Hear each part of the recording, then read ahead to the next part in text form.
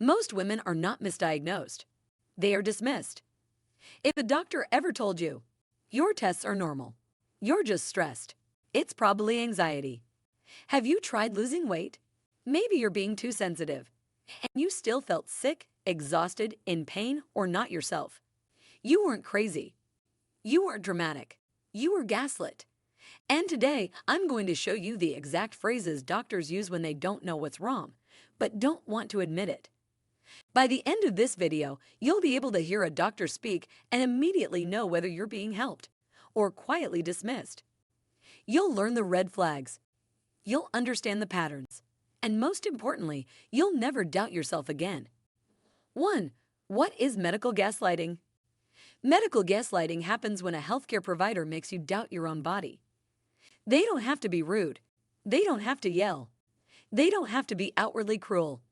They simply minimize, explain away, or ignore your symptoms until you start questioning yourself. You walk into that appointment saying, "I don't feel right. Something is wrong." You leave thinking, "Maybe I'm just weak. Maybe I'm imagining things. Maybe I'm the problem." That's not care. That's psychological damage. And women experience this far more than men, especially women of color, plus-size women, and women with chronic conditions. Studies show that women wait an average of 4 years longer than men to receive an accurate diagnosis for the same disease. 4 years of suffering, 4 years of being told it's in your head. Not because our symptoms aren't real, but because medicine was never built to listen to us.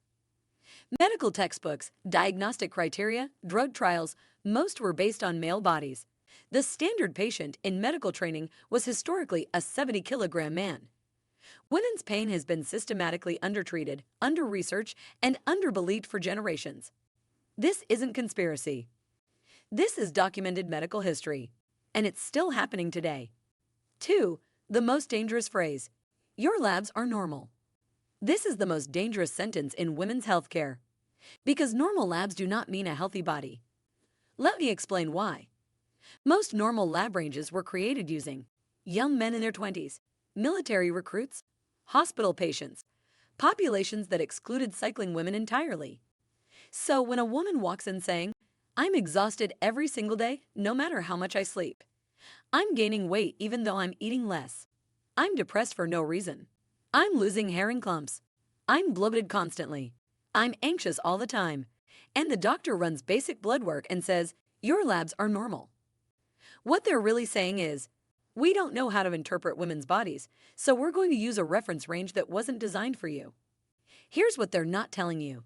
Many hormone problems show up long before they're abnormal on standard tests. Your thyroid could be struggling at a TSA of 3.5, but many labs don't flag it until it's over 4.5 or even 5. You could have insulin resistance without diabetes. You could have progesterone deficiency that doesn't show up on a basic hormone panel. You could have cortisol dysregulation that a single morning test won't catch. Your body can be struggling, suffering, screaming for help long before numbers cross an arbitrary line on a lab report created decades ago. Functional medicine practitioners know this. Integrative doctors know this. Endocrinologists who specialize in women's health know this. But your average primary care doctor? They were trained to treat the lab report, not the person in front of them. 3. The anxiety trap. It's just anxiety. This one ends lives. Because anxiety is what doctors call symptoms they don't want to investigate. Heart racing at 120 beats per minute while you're sitting still. Anxiety. Dizziness every time you stand up. Anxiety. Shortness of breath climbing one flight of stairs. Anxiety. Chest pain that radiates down your arm. Anxiety. Hands shaking uncontrollably. Anxiety. But here's what actually happened to women who were told it's just anxiety. Sarah was told she had anxiety for 2 years. She actually had a heart arrhythmia that required surgery. Jennifer was given antidepressants for her panic attacks. She had a thyroid condition that was destroying her metabolism. Maria was sent to therapy for her racing heart and tremors. She had Graves' disease, an autoimmune disorder attacking her thyroid. Lisa was told to meditate and reduce stress. She had anemia so severe she needed a blood transfusion. Thousands of women have been told their heart palpitations, their crushing fatigue, their brain fog, or just anxiety, only to discover later they had Lyme disease, POTS, lupus, MS, or other serious conditions. Your nervous system doesn't just panic for no reason. Anxiety can absolutely be real and valid, but when physical symptoms are involved, especially cardiovascular, neurological, or hormonal symptoms, anxiety is often a signal, not a diagnosis. It's your body's alarm system saying, something is wrong, pay attention. And when a doctor shuts that alarm off without investigating why it's ringing, that's medical negligence dressed up as mental health awareness. 4. The normalization of suffering. That's just part of being a woman. No, absolutely not. Crippling periods that make you vomit and miss work. Constant fatigue that makes you feel 80 years old at 30. Hormonal migraines that leave you bedridden for days. Brain fog so thick you forget what you were saying mid-sentence. Mood swings that make you feel like a stranger to yourself. Pain during sex that makes intimacy impossible. Bleeding through Super Plus tampons every hour. Cramps so severe you can't stand up straight. None of that is normal. None of that is required. None of that should be tolerated. It's common because millions of women are undertreated, underdiagnosed, and told to just deal with it. But suffering is not a requirement for womanhood. This phrase exists to make women tolerate symptoms instead of demanding care. It's a medical shortcut that saves doctors time but costs women years of their lives. Endometriosis takes an average of 7 to 10 years to diagnose. PCOS is often dismissed as just bad periods. Adenomyosis is called normal cramping. PMD is labeled mood swings. These are real, diagnosable, treatable conditions. And when doctors say, that's just being a woman, what they mean is, I don't want to investigate this further. You deserve better. 5. The weight deflection. Just lose weight. This one hides real disease. Women with PCOS, where insulin resistance causes weight gain. Hypothyroidism, where a slow metabolism causes weight gain. Insulin resistance, where hormonal dysfunction causes weight gain. Cushing's syndrome, where excess cortisol causes weight gain. Lipedema, where abnormal fat distribution isn't responsive to diet. Medication side effects, where prescriptions cause weight gain. Are told to lose weight when their illness is literally causing the weight gain. It's backwards. It's circular logic. It's lazy medicine. You have knee pain because you're overweight.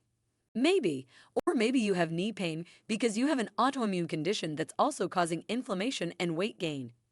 You're tired because you're carrying extra weight. Or maybe you're carrying extra weight because hypothyroidism has crashed your metabolism and you're sleeping 12 hours a day and still exhausted. Weight gain is often a symptom, not the cause. And when doctors refuse to look past your BMI, they miss tumors, hormonal disorders, heart conditions, autoimmune disease, metabolic dysfunction. There are documented cases of women being told to lose weight who actually had ovarian tumors weighing 30 plus pounds. Their weight problem was literally cancer. Your weight does not disqualify you from thorough medical care. 6. How to know you're being gaslit. You are being gaslit if you feel worse after appointments, not better. You stop bringing up symptoms because there's no point. You're told everything looks fine, but you don't feel fine at all. You leave appointments confused instead of empowered. Your concerns are met with sighs, eye rolls, or dismissive body language. You're prescribed antidepressants without any mental health assessment. You're told to give it time without any follow-up plan. Your pain is rated lower than what you reported. You're asked, are you sure? When you describe symptoms, you feel like you have to convince them you're actually sick. A good doctor doesn't just read numbers. They listen to people. They ask follow-up questions. They validate your experience. They create a plan, even if it's let's monitor this and retest in 6 weeks. You should leave medical appointments feeling heard, even if you don't have all the answers yet. If you're leaving feeling crazy, you're not the problem. 7. What to say next time. Here's what to say when you're being dismissed. I understand the labs look normal to you, but I am not functioning normally. What else could explain these symptoms? Can we run more specific testing? I'd like a full thyroid panel, not just TSAs. I'd like inflammatory markers checked. I'd like hormone levels tested at specific points in my cycle. I hear that you think this is anxiety, but I've never had these physical symptoms before. Can we rule out other causes first? Can you document in my chart that I reported these symptoms and that you refused further investigation? I like that in writing. Watch how fast the conversation changes when you ask for documentation. Also try, what would you do if this were your daughter/wife/sister experiencing these symptoms? I'd like a referral to a specialist. I'm going to get a second opinion. Can you send my records? You are allowed to advocate for yourself. You are allowed to ask questions. You are allowed to say, this doesn't feel right. And if a doctor makes you feel bad for doing any of those things, find a new doctor. 8. You were never crazy. You were never crazy. Your body has been talking to you the whole time. It's not broken. It's not dramatic. It's not just stress. It was ignored. And I need you to know, the medical system failing you does not mean you failed. It means the system needs to change. And it starts with women refusing to be silenced. If this video made you feel seen, share it with another woman who's been told everything is normal while falling apart inside. Because silence keeps women sick. And awareness changes everything. You deserve to be heard. You deserve to be believed. You deserve real care. Don't ever let anyone convince you otherwise.